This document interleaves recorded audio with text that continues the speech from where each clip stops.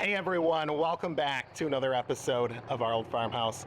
In today's video, we are out here on this gorgeous day to get most of our vegetable plants planted, and we're going to take you around the garden as we get that done. So with that said, let's go ahead and get started. Alright guys, well first things first, we're going to get some of these beefsteak tomatoes planted here in one of our front raised garden beds. This one right here should easily hold 6 plants. So we're going to go ahead and get those started. Now, there are tons of videos on the internet that talk about planting tomatoes, but I do want to show you guys one quick tip to help make sure that they take root. And that is on a plant such as this here. As you can see, the little hairy fibers that are going up and down the stem, by removing these base leaves, you can plant this as deep as those bottom set of leaves here, and these hairs will develop it into a new root system. But that said, I do see a lot of gardeners plant it directly up to the soil where these leaves are then touching the soil, and that's going to result in rot. So make sure that you avoid that. Make sure that there's enough room for it to breathe, and make sure that when you're planting tomatoes that you're giving them enough space for when they're mature, not for when they are small like this.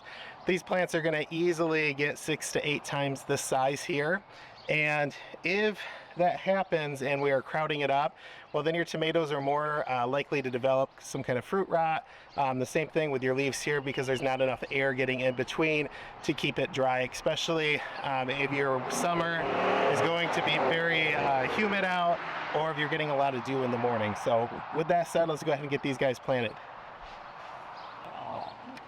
So right there, that's how most people want to plant these types of tomato plants, but that's not deep enough. We want to go a little bit deeper, or you can do a mound method, which I'm going to use here, where I'm going to mound the soil up around the base of the plant. This is going to help it stay a little bit more situated here in the soil. It's providing some additional support, and it's going to, again, allow that root system to develop. A lot of times, immature tomato plants like this, they get heavy.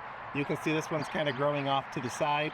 With that said, by doing the mounding method, that's going to keep the tomato plant growing straight, and then we'll add some supports here after all of these are planted to ensure that they have support as they mature. Now it's important that you add those stakes as soon as you get these tomato plants planted, because the root system is going to develop very quickly and it's going to grow outwards. And when it grows outwards, inserting those stakes can cause damage. Not likely going to kill the plant, but it will stunt its growth. So with that said, make sure that you understand roughly where that root system is, and you avoid putting a stake right through that. Go right off to the side, and then it doesn't have to necessarily be attached to that support method right now, but it's going to need it to in about another week. So having that ready is key, and let's go ahead and get the rest of these planted.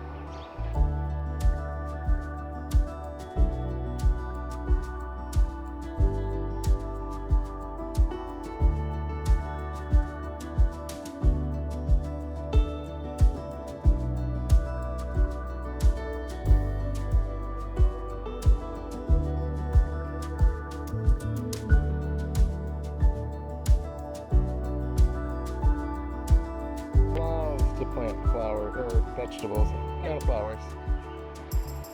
Alright, let's see this hole. All the holes I dug had lots of worms in them. You have lots of worms in yours? Let's see. Dig it down. We need it deep and big. Then I got this. Okay.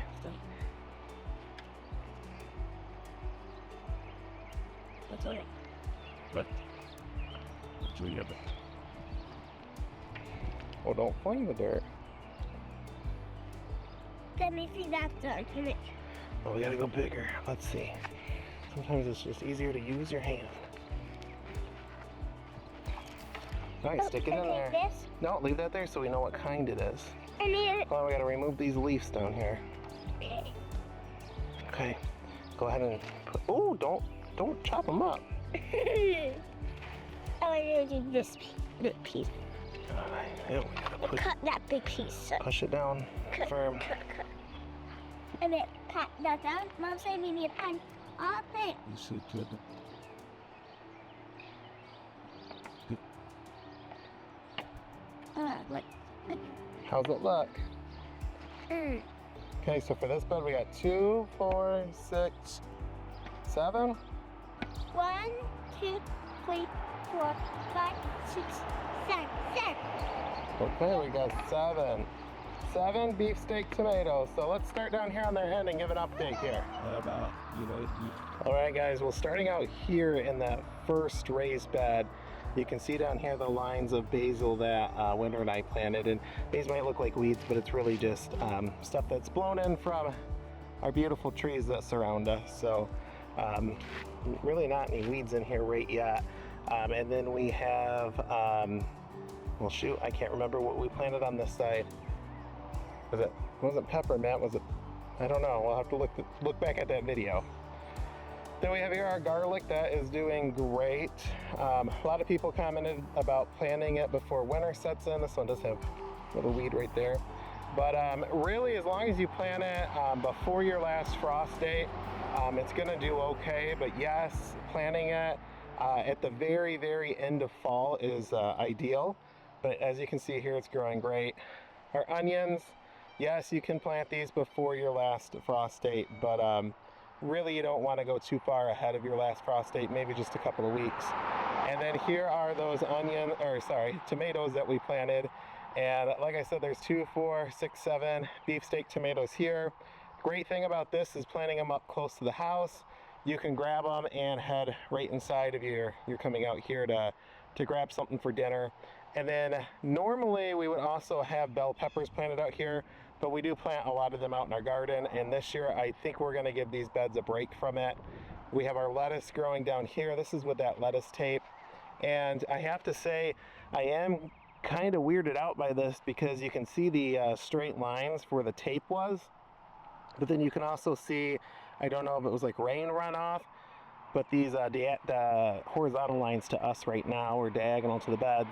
The tape didn't go that direction, so not quite sure how they were growing like that. But odd enough, out there in that raised bed right there is where we planted the rest of the lettuce tape, and none of that's actually growing yet, so kind of strange.